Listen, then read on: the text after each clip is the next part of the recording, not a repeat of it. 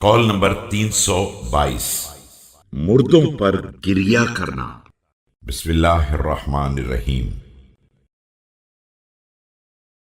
روایت میں وارد ہوا ہے کہ جب آپ علیہ السلام صفین سے واپسی پر کوفہ وارد ہوئے تو آپ علیہ السلام کا گزر قبیلہ شبام کے پاس سے ہوا، جہاں عورتیں صفین کے مقتولین پر گریہ کر رہی تھیں، اور اتنے میں حرب ابن شرابیل شبامی جو سردار قبیلہ تھے حضرت علیہ السلام کی خدمت میں حاضر ہو گئے۔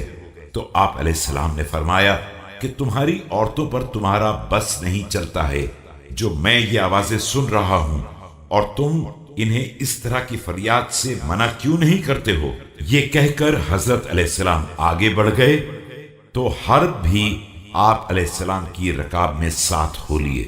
آپ نے فرمایا کہ جاؤ، واپس جاؤ، حاکم کے ساتھ اس طرح پیدل چلنا حاکم کے حق میں فتنہ ہے اور مومن کے حق میں باعث ذلت ہے۔